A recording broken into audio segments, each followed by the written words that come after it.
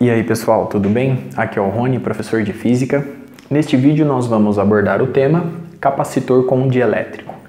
Observe a figura ilustrada no quadro. Nela temos um capacitor plano de placas paralelas, carregado com carga elétrica Q0. Entre suas placas se estabelece um campo elétrico uniforme de intensidade E0. A carga elétrica Q0 armazenada em nosso capacitor, neste estudo, permanece constante, pois após seu carregamento, o capacitor é desligado do gerador. Muito bem. A partir desta situação, nós vamos inserir entre suas placas um dielétrico linear, isotrópico e homogêneo.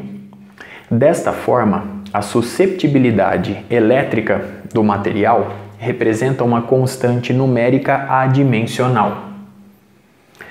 Se tratando, portanto, de uma polarização homogênea, nós podemos afirmar que o vetor polarização elétrica, que se estabelece no material dielétrico, é um vetor que possui intensidade constante na vertical e para baixo.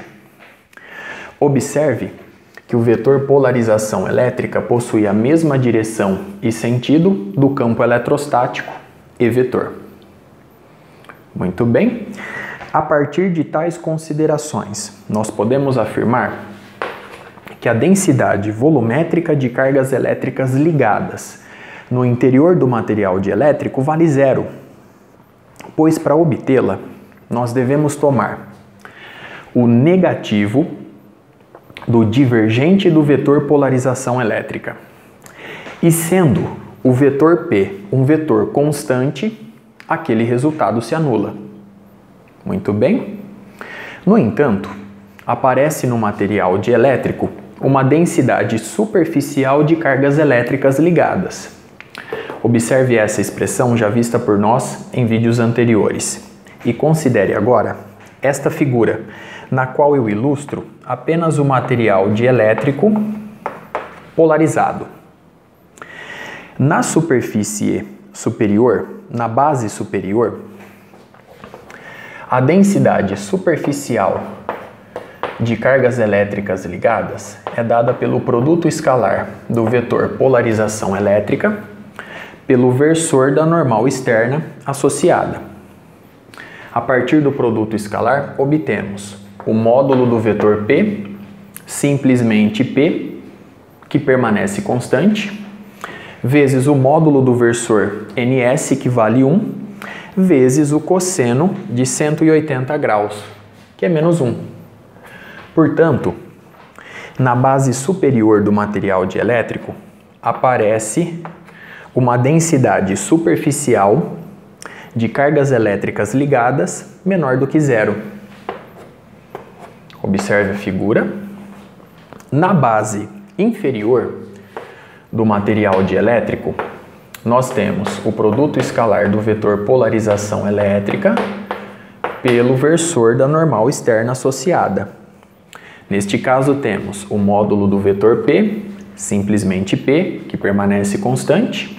Nós temos polarização homogênea, vezes o módulo do versor NI, que vale 1, vezes o cosseno de 0 grau, que vale 1. Portanto, aqui nós temos mais P. Portanto, na base inferior, aparece uma densidade superficial de cargas elétricas ligadas maior do que zero. Então, vamos ilustrar isso na figura acima também. Observe como a polarização do material dielétrico concorda com a polaridade do nosso capacitor. Observe as figuras. Muito bem. A partir de agora, como nós temos simetria planar na presença de um material dielétrico, nós podemos utilizar a lei de Gauss para um material dielétrico para obter o vetor deslocamento elétrico.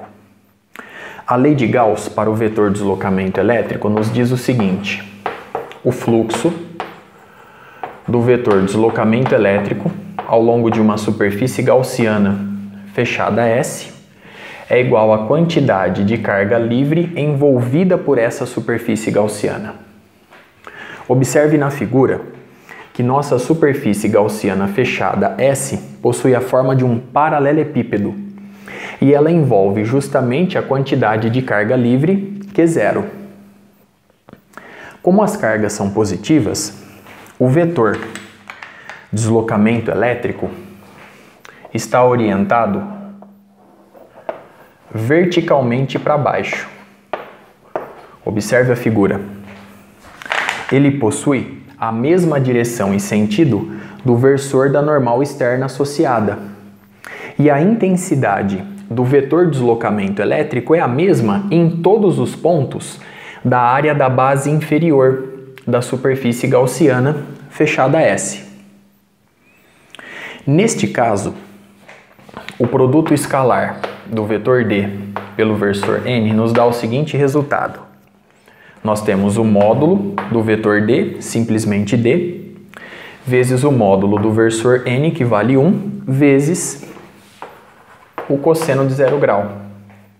Consequentemente, esse resultado é igual a D, que permanece constante em todos os pontos da área da base inferior da superfície gaussiana fechada S, que possui a forma de um paralelepípedo. Muito bem. Se D permanece constante, nós podemos retirá-lo da integral. Então, nós vamos ficar com D, que multiplica a integral dupla sobre a superfície gaussiana fechada S, que possui a forma de um paralelepípedo, ds, e isso é igual à carga livre Q0. Essa integral representa justamente a área da base inferior da superfície fechada S, porque é justamente por essa área que há fluxo do vetor deslocamento elétrico. Consequentemente, nós vamos obter que D vezes a área A é igual à carga livre Q0. Muito bem. Consequentemente, nós podemos escrever que a intensidade do vetor deslocamento elétrico é igual à quantidade de carga livre Q0 por unidade de área A. Observe o resultado obtido. Então, vamos deixar em evidência o cálculo realizado para o vetor deslocamento elétrico. Muito bem. Agora, a partir desse resultado, nós podemos comparar as duas situações anteriores. Perceba o seguinte: a carga elétrica Q0 permanece constante nas duas situações. E em ambas as situações, nós temos a mesma geometria, ou seja, a mesma área A.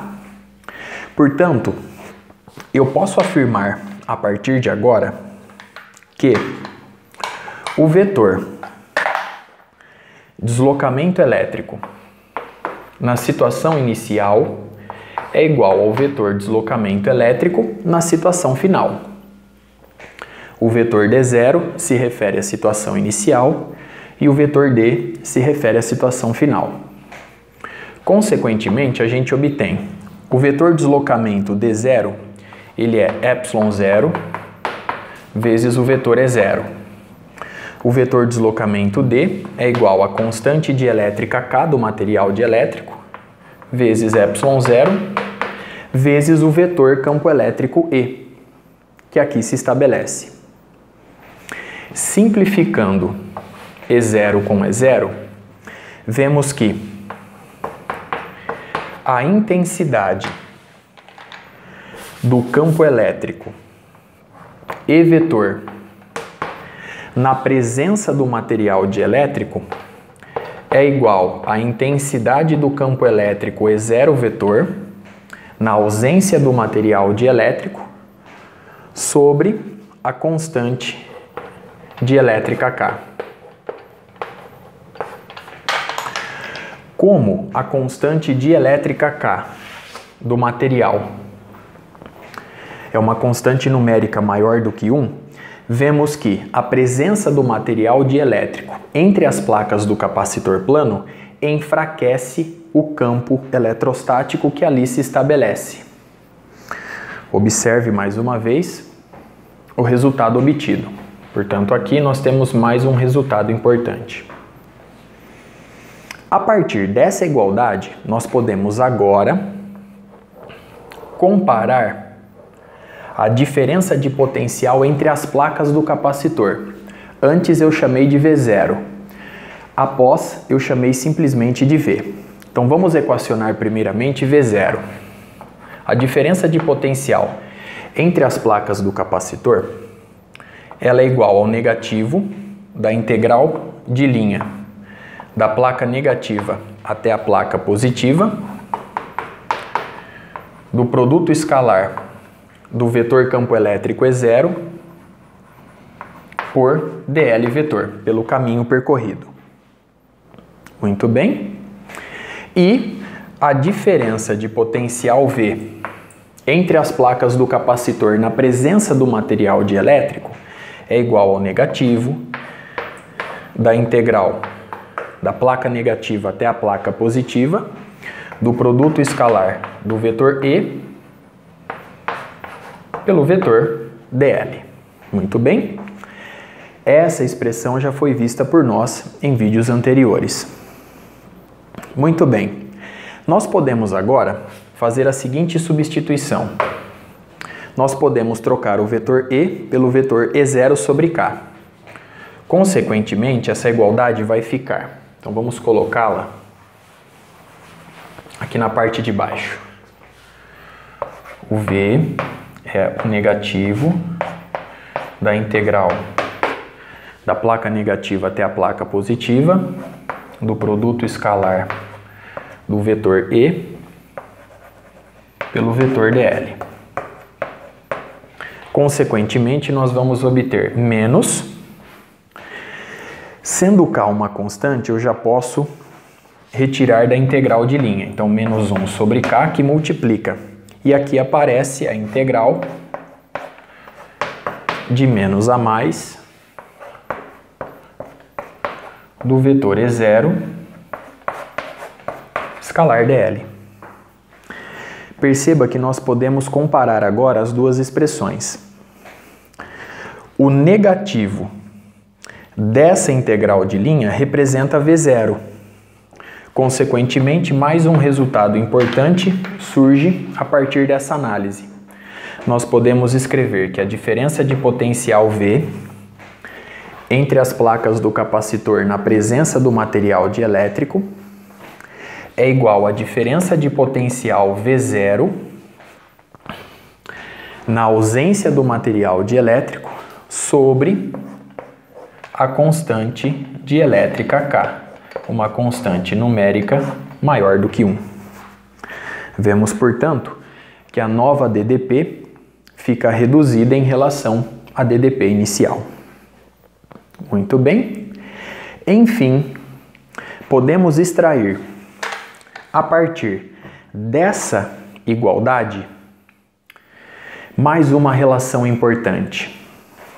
Nós vamos comparar agora a capacitância na ausência do material dielétrico com a capacitância na presença do material dielétrico.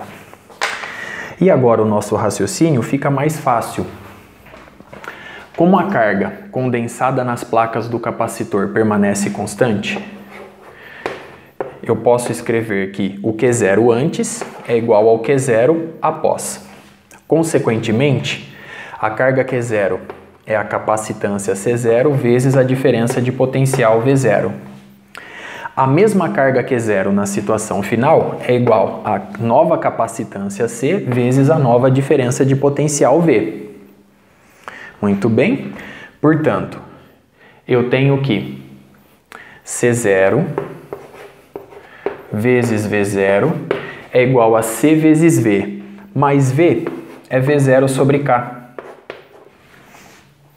Cancelando V0 com V0, concluímos um resultado extremamente importante no estudo de capacitores com dielétrico.